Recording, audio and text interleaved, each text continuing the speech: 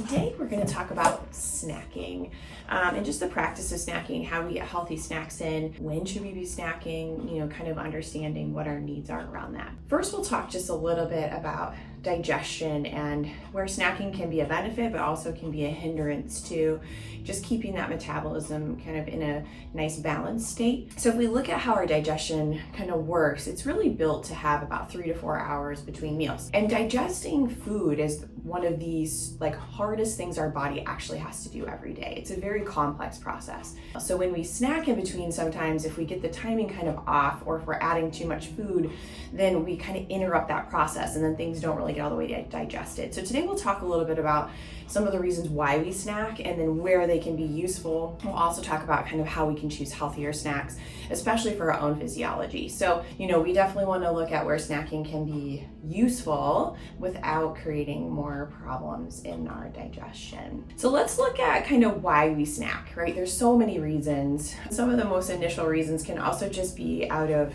being stressed, boredom, just for emotional reasons, just needing to feel kind of satisfied. Things are just you're feeling worn down.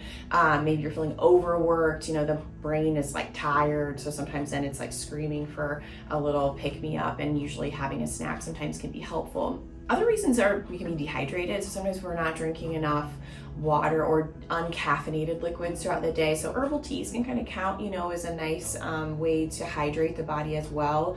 Coconut water, there's lots of different ways to hydrate, but when we have a lot of caffeinated things or things that are high in sugar, in our liquids, then we start to kind of counterbalance the hydration that we're getting in the body. And that can lead to the body's kind of asking for, okay, I don't have what I need, but sometimes we take that cue as, oh, I'm hungry, when we really could just be thirsty. A big reason why we can snack sometimes is not eating complex enough meals.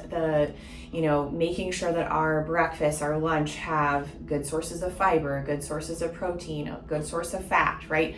And that's always going to be perfect every single time. But if we can balance that out a little bit better, what you may start to notice is if your meals are more satisfying, you may notice that your craving for snacking, especially when it's not needed, becomes reduced. And your body's getting all of those nutrients that it really is asking for. Are we mindful eating? Sometimes we can eat. We're working and we're eating, we're, reading and eating, we're doing all these things. And we kind of forget that our senses do a lot of digesting, right? Anything we're looking at, we're listening to, the sense of touch, all those things have to be digested through our nervous system as well. So, we think of digestion a lot of times just in the stomach, but our whole body kind of has to go through that process of digestion. Habit.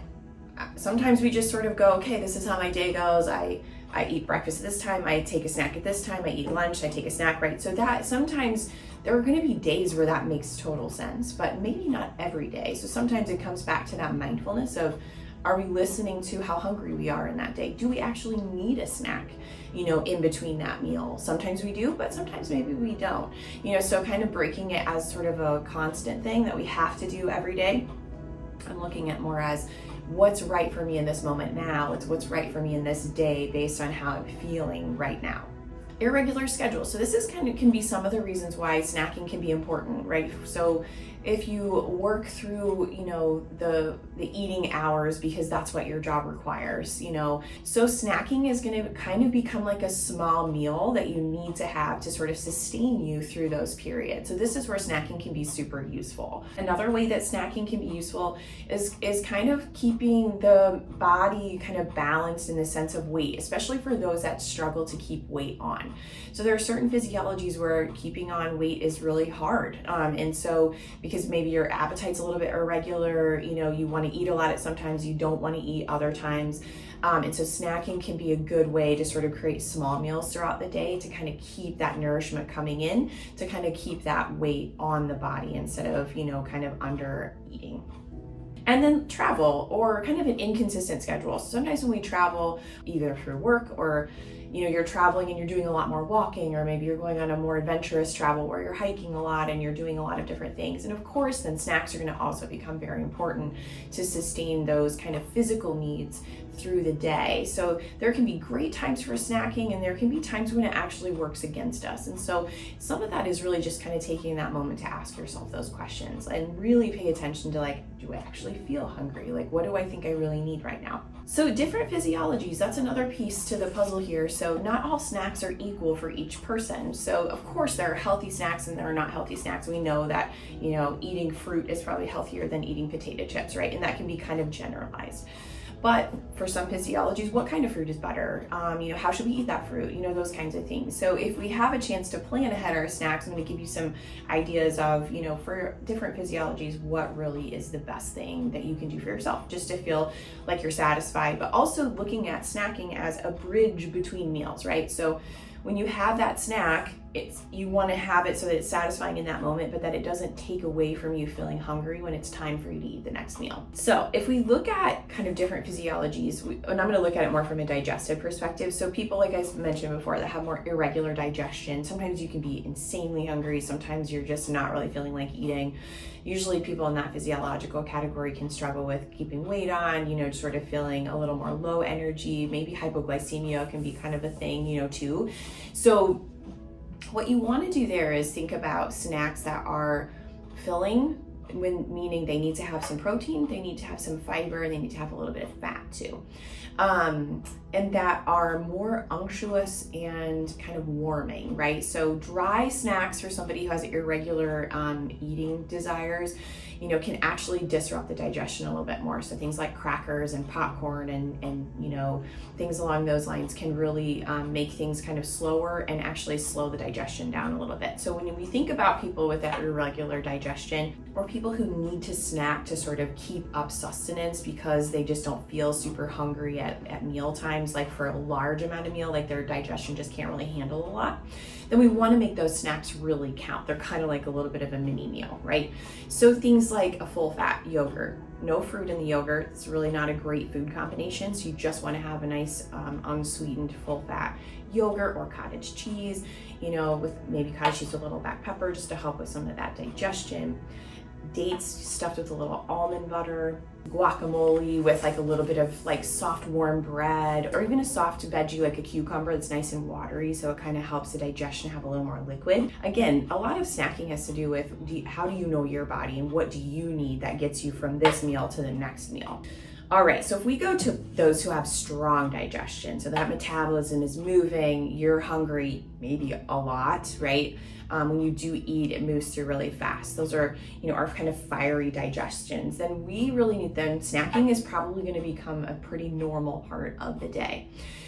Some of it depends on spacing your meals, right? But if you need those snacks, then, we got to kind of honor that, because that fire in the digestion, because it's so strong, can actually cause more problems, irritation in the digestive lining, too much acid, all of those things. So we want to make sure we kind of keep that balance. So for people with more fiery digestion, having those snacks is important. Think about fruits can still be excellent. So you're even thinking about things like fruits that are a little bit more fibrous and filling, in the sense like melons are great because they kind of have a slower digestive process. They can kind of keep you full a little bit longer. Sweet berries, mangoes, pears, coconut is excellent.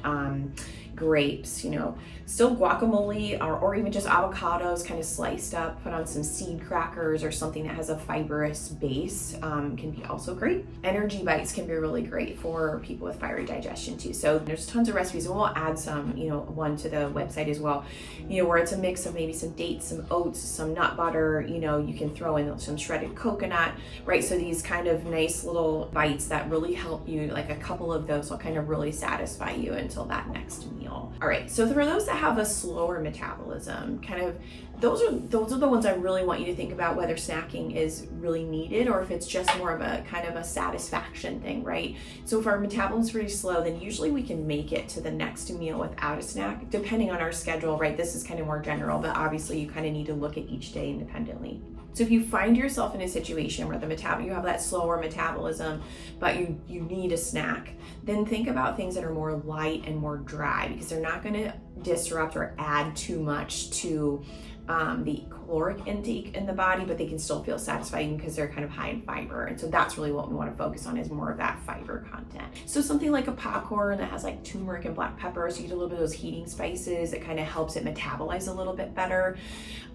Even something like a rice cake or seed crackers with some kimchi or some sauerkraut. Sauerkraut and kimchi have a good heating quality, so they help you digest that food a little bit easier. Fresh berries are excellent, or even like a baked green apple. It can be really good for those with a slower metabolism too. When you do that baked apple, add a little bit of cinnamon, a little ginger. Sometimes even teas can be a great snack, where it's like we need something to kind of settle us a little bit, but maybe we don't need a full actual meal. It's like that hydrating part, but you need something that has a little bit of taste that also feels satisfying. Those with a slower metabolism can add a little caffeine to their tea, so that's okay because it helps a little bit with the metabolism as well. All right, so that's kind of just looking at the overview of snacking. So when I want you to think about if you're going to snack, which obviously we need to snack sometimes, I want you to kind of check through some of these questions first, and then kind of give yourself that understanding of like what snack is going to be the best for you at that point. So check in, why am I snacking? Do I cover any of those bases? Is it more emotional? Is it habit? Am I feeling stressed? Am I dehydrated? Did I not eat enough for the meal before? Right. So this is just awareness. So you can kind of know like, okay, if I pay attention, these are the reasons why, or are there significant reasons because you're traveling or you're going to miss a meal? And so we really need to look at snacking as something important. If you're truly hungry, then you need to eat something, right? So then look at where you can to look at something that's really physiologically beneficial to you. And then when are you snacking? So that's another thing we should kind of check in with too, because a lot of times we may snack after dinner, and that's actually our worst time to be snacking. So what I want you to look at for snacks is it's really about balancing out your daytime food. Our digestion is the strongest during the daylight hours. So in general, we want to get the majority of our calories in during that time. Doesn't mean we want to eat consistently necessarily, but if we need to have those snacks, think about between breakfast and lunch, or lunch and dinner. And usually that's the most common time when people snack, is usually trying to get from that 12 o'clock lunch to that 6 o'clock dinner, which makes sense. That's a long time to go without eating. So having something small in that time makes total sense. Once we start snacking after dinner, now we're disrupting our digestive process overnight, and that's all your detoxification. And so then we start to make our metabolism slow down. We make it a lot harder to digest all the food from the day because we just keep kind of adding to it. For me, I eat breakfast pretty early because I have to be here, and I don't eat lunch until about 12:15. So usually I'll have to have something small in the morning to get me from that breakfast time to that lunch time. So that's kind of what I'm thinking, just, kind of assess what's best for you. What does your body really need, and what does that look like? And then ask yourself too, is this snack going to interrupt my next meal? Is the size of this snack, the quality of this snack, the timing of this snack going to interrupt what I'm going to be eating next? Consider it takes about an hour and a half. Fruit takes about 45 minutes to an hour. Other foods that have protein and fiber will take about an hour and a half, maybe up to 2 hours to clear the digestive system into out of the small intestine. We really want that part to be clear before you start adding more food. So when you snack, just make sure you have at least, if it's fruit, you have at least an hour until, 45 minutes to an hour until your next meal. If it's something heavier, that you have a couple hours to your next meal. And that'll just keep your digestion just much happier and metabolism just flowing a lot better. And then sometimes we just want that chocolate, and we just want those chips, or whatever it may be. What I encourage you to do in those moments is consciously choose that. Then if that's what you're going to have, then don't make yourself feel guilty about it. Have that snack. Don't make it common that that's your snack every day, right?